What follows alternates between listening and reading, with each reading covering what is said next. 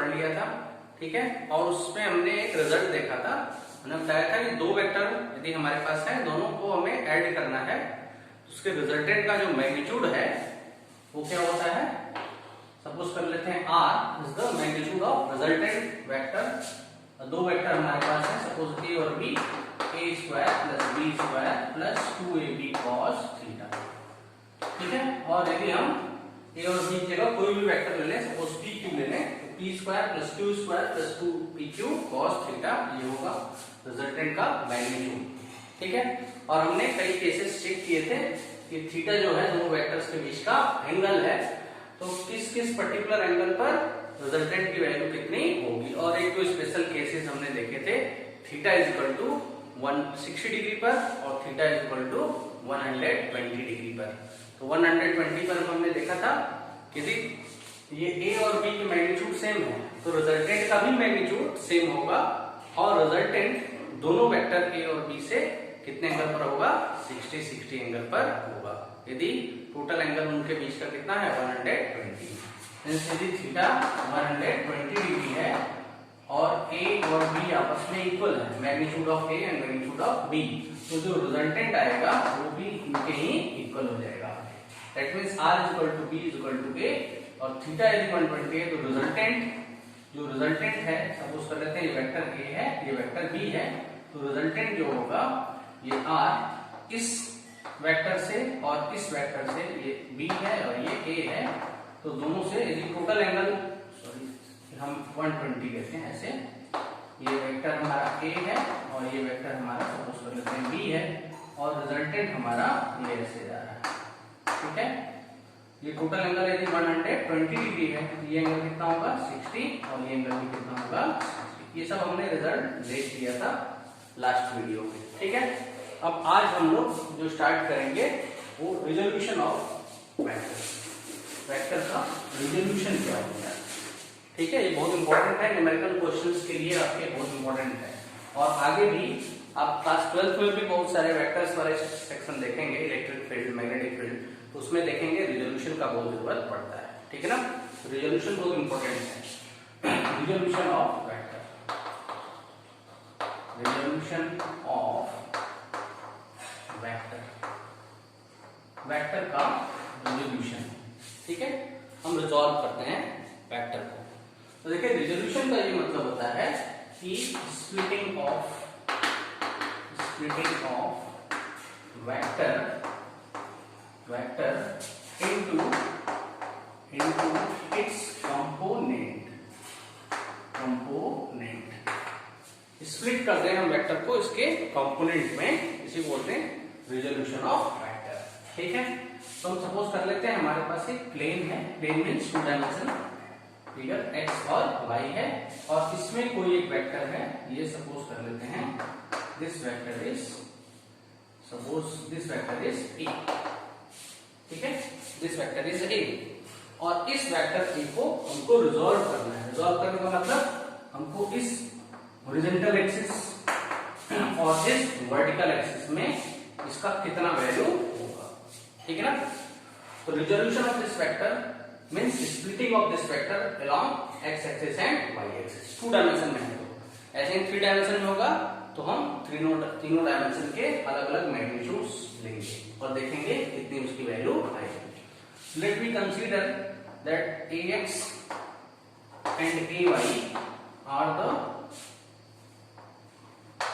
ax and ay are the component of this vector along x axis and y axis. So we'll write here vector sign here and vector sign is here, ठीक है। तो a का हमको resultant a है, ax और ay का, तो हम ये कंसीडर करेंगे कि x एक्सिस में एक वेक्टर है ax कुछ इस तरीके से, और y एक्सिस में एक वेक्टर है ay कुछ इस तरीके से। तो हम क्या करेंगे, इस वेक्टर को स्लाइड करा देंगे। इसी पैटर्न में मैंने बताया था कि कोई भी वेक्टर की वैल्यू चेंज नहीं होती जब उसको स्लाइड करा दिया जाए सेम प्लेन में, पैरेलल, अपने ही पैरेलल स्लाइड करा दिया। इसी के पैरेलल उठा करके हम इसको यहाँ लेते हैं ऐसे, तो ये वेक्टर किसको रिप्रेजेंट करेगा, ay को। ये वेक्टर कितना है हमारा ax, तो ax और ay, तो इस वेक्टर का हेड और दूसरे का टेल कोइंसाइड कर रहा है, तो रिजल्टेंट क्या हो जाएगा, इन दोनों को मिला दिया जाता है। ये हम लोग पढ़े थे। तो यहाँ पर a जो होगा that will be equal to ax plus a, ठीक है। ये हम लोग देखें एडिशन ऐसे ही होता है। और हम इसको मैग्नीट्यूड और डायरेक्शन के टर्म में लिखें तो ax into Y cap plus ay into ये होगा, ये वेक्टर हमारा हो जाएगा। where I cap is the unit vector along x axis and j cap is the unit vector along y axis। इसे हम लोग यूनिट वेक्टर भी पढ़ चुके हैं, ठीक है। तो वेक्टर a को हम ax और ay यानी इसके कंपोनेंट्स फॉर्म में वैसे लिख सकते हैं, ठीक है। और हम ये जानते हैं कि इन दोनों के बीच के एंगल्स कितने हैं।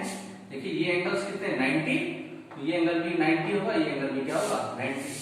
तो ये एंगल हमारा कितना हो गया, angle between this vector ay and ax। तो दोनों के बीच में एंगल कितना हो गया 90।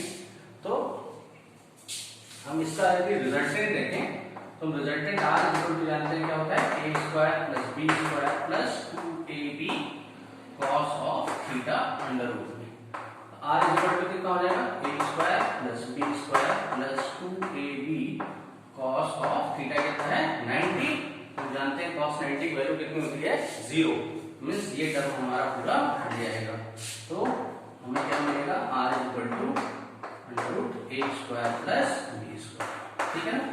तो इनका जो रिजल्टेंट का मैग्नीट्यूड होगा वो इतना होगा। यहाँ r की जगह क्या है a और a की जगह ax, b की जगह ay। तो यदि सेम फॉर्मूला हम यहाँ अप्लाई करें तो हमें क्या मिलेगा मैग्नीट्यूड ऑफ a, या हम केवल ऐसे लिखें क्या a लिख सकते हैं और a, तो बोथ आर सेम, ठीक है ना। नहीं तो ये कितना हो जाएगा that will be equal to under root of ax square plus ay square. ये हमारा a क्या है, ये वेक्टर, ये मॉड ऑफ a जो वेक्टर a है क्या रिजल्टेंट है ax और ay का, ठीक है ना। तो ये हो जाएगा under root ax square plus ay square, ठीक है। और इसी तरीके से यदि इस वेक्टर को हम 3 डायमेंशन में रिप्रेजेंट करें तो क्या हो जाएगा सिमिलरली इन 3D मींस ऐसे हमारा हो जाएगा x y और z, x y और z। तो इधर हम सपोज कर लेते हैं वेक्टर का रिजोल्यूशन पार्ट ax है, इधर कितना है ay है और इधर कितना है az है। कोई वेक्टर ऐसे a, इसका पार्ट x इधर है ax, ay और az, इधर unit vector i cap j cap और इधर कितना होता है k cap. This vector a will be equal to vector ax plus vector ay plus vector az, और इसको हम magnitude into direction plus magnitude into direction plus magnitude into direction के term में से लिख सकते हैं, ठीक है ना। तो ये वेक्टर a को हम 3 डायमेंशन में दिखाते हैं, 3D में रिप्रेजेंटेशन है, ठीक है ना। और ये वेक्टर a होगा, जैसे ये है 2 डायमेंशन वैसे ही क्या होगा 3 डायमेंशन। और यदि इसका मैग्नीट्यूड निकालें 3 डायमेंशन मॉड ऑफ a या a तो क्या हो जाएगा that will be equal to under root of ax square plus ay square plus az square, ये आ जाएगा रिप्रेजेंटेशन, ठीक है ना। तो वेक्टर a का मैग्नीट्यूड है, ये रिजल्टेंट का मैग्नीट्यूड है ax ay az के क्या है कंपोनेंट्स। इस तरीके से हम कंपोनेंट्स इसका फाइंड आउट कर लेंगे, ठीक है। अब यदि हम ये कंसीडर करें कि जो वेक्टर रिजल्टेंट a है ax और ay का जो रिजल्टेंट वेक्टर a है ये सपोज कर लेते हैं इस ax से कितने एंगल पर है थीटा एंगल पर है, ठीक है ना, ये थीटा एंगल पर है। तो इस वेक्टर a का जो मैग्नीट्यूड है सपोज कर लेते हैं मैग्नीट्यूड इसका 10 सेंटीमीटर है, फॉर एग्जांपल 10 सेंटीमीटर इसका मैग्नीट्यूड है means length of this arrow. तो इसको जब हम x एक्सिस की तरफ रिजॉल्व करेंगे तो क्या इसका जो लेंथ है वो 10 सेंटीमीटर ही होगा या कुछ अलग होगा। वैसे ही इस वेक्टर a जो रिजल्टेंट है ax और ay का, इसको जब हम रिजॉल्व कर रहे हैं या स्प्लिट कर रहे हैं अलोंग y एक्सिस, इसका वैल्यू कितना है ay, तो हम चेक करेंगे कि जो ay यानी इसका मैग्नीट्यूड क्या ये a के इक्वल है या डिफरेंट है, ठीक है ना। तो हमको चेक करना है कि क्या ax का मैग्नीट्यूड a के इक्वल है, a के मैग्नीट्यूड के इक्वल है, ठीक है, ये हमें चेक करना है।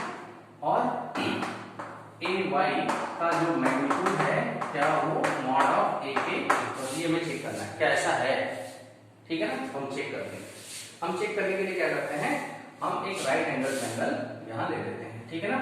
ये हम पॉइंट O ले लेते हैं, इसको हम ले लेते हैं P और इस पॉइंट को ले लेते हैं Q। देखिए इन राइट एंगल ट्रायंगल कौन सा लेंगे हम, PQO। PQO में यदि इस एंगल का एक बार हम कॉस ले लेते हैं और एक बार साइन ले लेते हैं, ठीक है ना। तो कॉस ऑफ थीटा यदि ले लें, ठीक है, tan नहीं, tan भी लेंगे डायरेक्शन फाइंड आउट करने के लिए tan भी आता है, ठीक है ना। तो यदि हम इसका कॉस लें तो कॉस क्या होगा, बेस अपॉन हाइपोटेनस। इस एंगल के लिए क्या हो जाएगा, बेस यानी OQ अपॉन हाइपोटेनस। 90 के ठीक सामने वाला साइड क्या होता है, हाइपोटेनस यानी OP। तो cos theta is equal to OQ क्या है, इस वेक्टर A का रिजोल्यूशन पार्ट है कितना है, AX डिवाइडेड बाय OP क्या है, रिजल्टेंट। तो यहां से AX is equal to cross multiply कर दें A into cos थीटा। तो हम यहां से देख रहे हैं कि AX mod of means mod of AX mod of A के इक्वल नहीं है, ठीक है ना। इस पर डिपेंड कर रहा है थीटा एंगल कब इक्वल होगा, जब थीटा इज इक्वल टू क्या हो जाए, 0, बिकॉज़ cos 0 इज 1। तो AX किसके इक्वल हो जाएगा, ये, ठीक है ना। कहने का ये मतलब है कि रिजल्टेंट का जो मैग्नीट्यूड है इस x एक्सिस के लॉन्ग थोड़ा इसकी वैल्यू डिफरेंट होगी, ठीक है। अब हम AY को निकालते हैं। इसी राइट एंगल ट्रायंगल में हम यदि sin थीटा ले लें तो sin थीटा क्या हो जाएगा, परपेंडिकुलर अपॉन हाइपोटेनस। तो परपेंडिकुलर कितना है हमारा, PQ अपॉन हाइपोटेनस कितना है, OP। और ये PQ किसके इक्वल है, this PQ will be equal to AY divided by OP is equal to A। तो यहां से क्रॉस मल्टीप्लाई कर दिया जाए, AY कितना हो जाएगा, A sin ऑफ थीटा, ठीक है। तो AY भी हम देख रहे हैं मॉड ऑफ AY के इक्वल नहीं है, किसके पे डिपेंड कर रहा है, इन दोनों के बीच में जो एंगल है उसके साइन के डिपेंड कर रहा है, ठीक है। तो AX और AY कंपोनेंट्स हैं अलोंग x एक्सिस और y एक्सिस, यानी वेक्टर का मैग्नीट्यूड x एक्सिस में जो रियल है उससे थोड़ा डिफरेंट होगा और y एक्सिस में भी वो डिपेंड करेगा एंगल्स पर। तो AX AY हमारे मैग्नीट्यूड्स आ गए, ठीक है ना।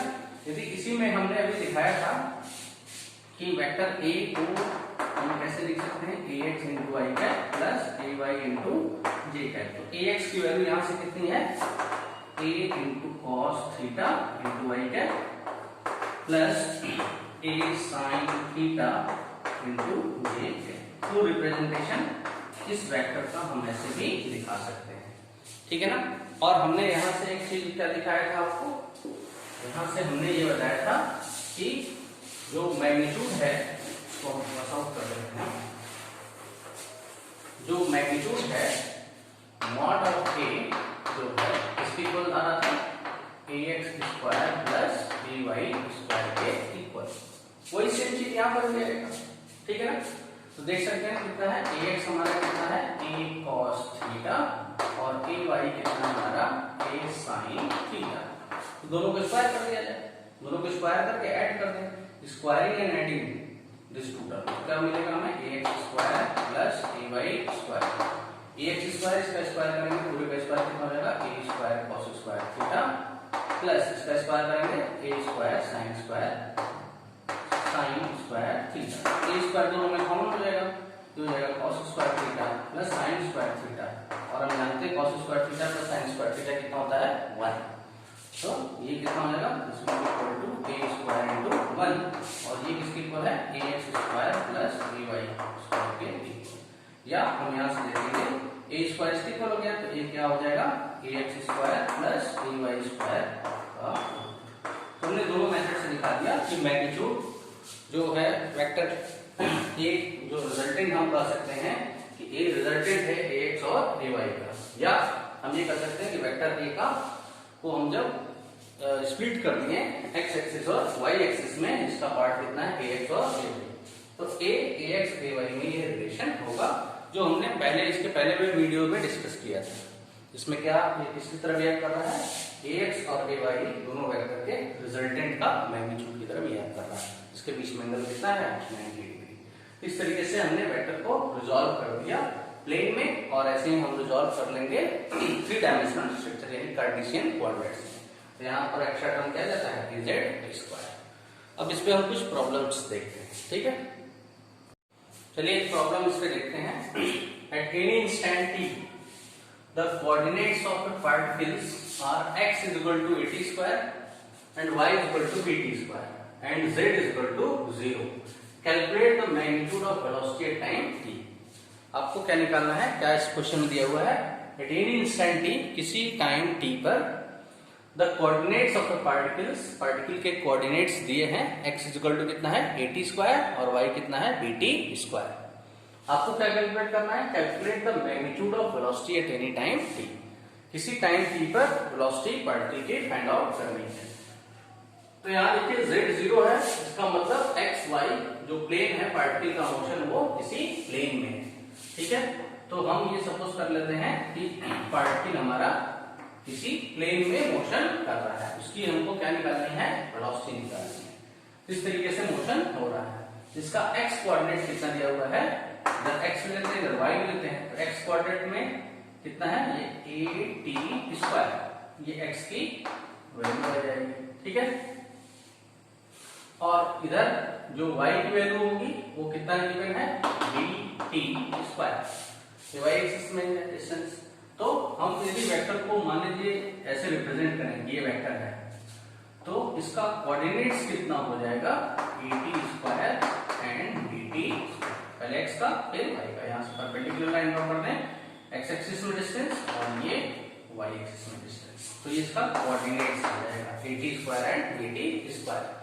इसका मतलब ये O यदि ले लेते हैं, इसको हम सपोज कर लेते हैं P, तो OP एक तरीके से हमारा क्या हो जाएगा, this will B A position vector. हमने बताया पोजीशन वेक्टर को आपको, तो पोजीशन वेक्टर हो जाएगा इन 2 डायमेंशन.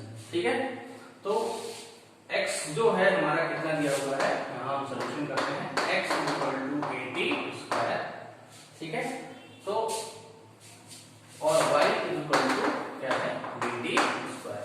ये x की वैल्यू इतनी दे दी गई है और y की वैल्यू इतनी दे दी गई है. ठीक है, तो यदि हम इसको पोजीशन वेक्टर के टर्म में लिखें, r जो होगा that will be equal to vector of x plus vector of y होगा. या हम इसको क्या लिख सकते हैं, x का वेक्टर मींस x की वैल्यू कितनी है, at स्क्वायर. किस एक्सिस में है, x एक्सिस में. इधर यूनिट वेक्टर कितने से मल्टीप्लाई करना होगा, i cap. This will B i cap plus y vector means इधर डायरेक्शन में यूनिट वेक्टर कितना है, j कैप. क्या करेंगे, bt square into j cap. ठीक है, ये हमारा पोजीशन वेक्टर हो गया. ठीक, अब देखिए हमको क्या निकालना है, वेलोसिटी. तो वेलोसिटी क्या होती है, velocity equal to dr upon dt. पता है पोजीशन वेक्टर से पता है, इसको हम क्या कर सकते हैं, instantaneous velocity. Eight any instant t means instantaneous velocity. तो d upon dt of r की वैल्यू कितनी है, at square into y cap plus bt square into j. यही इसको इस पे भी अलग अलग अप्लाई करें, कितना हो जाएगा, d upon dt of at square into y cap. ठीक है, plus d upon dt of bt square into j cap. ये कितना हो जाएगा हमारा, इसका a कांस्टेंट हम जानते हैं, बाहर कर लेते हैं. तो d by dt t square की वैल्यू कितनी होती है, 2t. तो a है कितना आएगा, 2a ti कैप प्लस यहाँ पर b कांस्टेंट है, बाहर कर लेते हैं डिफरेंशिएशन के. तो d बाई dt रिस्पेक्ट करेगा t स्क्वायर पर, इसकी वैल्यू कितनी होती है, 2t. तो 2t इंटू b यानी 2b into t into j cap. ये हमारा क्या हो गया, वेलोसिटी. लेकिन क्या पूछ रहा है, find calculate the magnitude of velocity. तो magnitude of velocity means velocity का मैग्नीट्यूड. तो क्या हो जाएगा, ये x एक्सिस में हो गया, ये y एक्सिस में. इसको हम vx और इसको हम vy ले सकते हैं. तो vx कितना हो जाएगा हमारा 280 और vy कितना हो जाएगा 280. तो this will be equal to under root of vx square plus vy square. जैसे हमने एक वेक्टर का बताया था कि वेलोसिटी, जैसे हमने a का रिजोल्यूशन किया था ax square plus ay square, वैसे ही हम वेलोसिटी को यदि इसका कंपोनेंट्स vx एंड vy है along x axis and y axis, तो हम मैग्नीट्यूड इसका फाइंड आउट कर सकते हैं इस फॉर्मूले से. ठीक है ना, एंड बोथ आर 90. तो लास्ट वाला जो टर्म है plus 2 vx vy into cos theta वो 0 हो जाएगा. तो देखिए vx की वैल्यू कितनी है, 280. इसका स्क्वायर कर देंगे, कितना हो जाएगा, 4a square t square plus इसकी वैल्यू कितनी होगी, 4b स्क्वायर t स्क्वायर. ये अंडर रूट में हो जाएगा. ठीक है, अब यहाँ से हम 4t स्क्वायर यदि कॉमन ले लें, 4t स्क्वायर, यहाँ क्या हो जाएगा, a square plus b square. ठीक है ना, ए स्क्वायर प्लस बी स्क्वायर, ये पूरा अंडर रूट में हो जाएगा, ये वेलोसिटी का मैग्नीट्यूड है। इसके बाद हम यहाँ लिख देते हैं ऊपर, तो वेलोसिटी का मैग्नीट्यूड ये हो गया, this will be equal to 4t square, इसको अंडर रूट के बाहर करेंगे कितना हो जाएगा 2t, 4 का स्क्वायर रूट कितना हो जाएगा 2 और t स्क्वायर भी कितना हो जाएगा t, और ये हमारा हो जाएगा a square plus b square, under root लिखते हैं या पावर 1/2, ये हमारा हो जाएगा आंसर इस क्वेश्चन। ठीक है, चलिए अगला प्रॉब्लम इस पे करते हैं। If a unit vector is represented by 0.5 i cap minus 0.8 j cap plus c k cap, then find the value of c। ये हमारा एक यूनिट वेक्टर है, ये इसको बोलते हैं यूनिट वेक्टर, ये इसमें गिवन है। तो लेट ए यूनिट वेक्टर और इसको हम किसी एक वेक्टर से दिखा देते हैं, सपोज कर लेते हैं a cap is equal to 0.5 i cap minus 0.8 j cap plus c, ये हमारा एक यूनिट वेक्टर है। हमको c की वैल्यू फाइंड आउट करनी है। हमें जानते हैं कि यूनिट वेक्टर का मैग्नीट्यूड कितना होता है 1, तो we can write mod of unit vector, since mod of unit vector is 1, that means इसका यदि हम मॉड लेंगे, ये वेक्टर है तो, और वेक्टर यहाँ पर देखिए 1 2 3 डायमेंशन में है, तो हमने ये फॉर्मूला पढ़ा था किसी भी वेक्टर का कंपोनेंट यदि है ax ay az, तो इसका मैग्नीट्यूड हम निकाल सकते हैं ax square plus ay square plus az square, ये अंडर रूट में। ठीक है, ये भी हमने बताया। तो यहाँ ax क्या है 0.5, ay क्या है इसका मैग्नीट्यूड माइनस 0.8, az क्या है c, और a क्या है इसका मैग्नीट्यूड जो कि कितना है 1। तो सेम फॉर्मूला यदि अप्लाई करें तो यहाँ पर इसकी हम क्या लिख सकते हैं 1। ठीक है, this will be equal to, इसका मैग्नीट्यूड कितना होगा 0.5 का स्क्वायर प्लस ay की जगह कितना हो जाएगा माइनस 0.8 का स्क्वायर प्लस az की जगह कितना हो जाएगा c का स्क्वायर, ये अंडर रूट हो जाएगा। और स्क्वायर करते हैं फिर स्क्वायरिंग ऑन बोथ साइड, ये 1 हो नहीं जाएगा और ये कितना हो जाएगा अंडर रूट यहाँ से हट जाएगा। तो यहाँ से अंडर रूट इसको हम यदि सॉल्व करें तो कितना हो जाएगा 0.5 का स्क्वायर प्लस माइनस का स्क्वायर प्लस हो जाएगा, और ये हम लिखेंगे 0.8 का square plus c square, 1 is equal to, इसका स्क्वायर करेंगे कितना हो जाएगा 5 5 का 25, ये हो जाएगा 0.25 प्लस 8 8 जा 64, 0.64 प्लस 6 c square, 1 is equal to, दोनों को ऐड कर दिया जाए कितना आ जाएगा 5 4 9 और 6 2 8, तो 0.89 प्लस c स्क्वायर, इसको इधर कर दें तो c स्क्वायर कितना हो जाएगा 1 माइनस 0.89 या c square is equal to, इसमें से माइनस कर देंगे 0.11, तो c स्क्वायर जब 0.11 आ गया तो c कितना हो जाएगा स्क्वायर ऑफ 0.11, और यही हमारा आंसर होगा। ठीक है, अगला क्वेश्चन देखते हैं। The particle has initial velocity 3i cap and 4j cap plus 4j cap and has acceleration 0.4i cap plus 0.3j cap. Find its speed after 10 seconds. तो पार्टिकल की इनिशियल वेलोसिटी दी हुई है। ठीक है, इनिशियल वेलोसिटी कितनी है ये हम ले लेते हैं।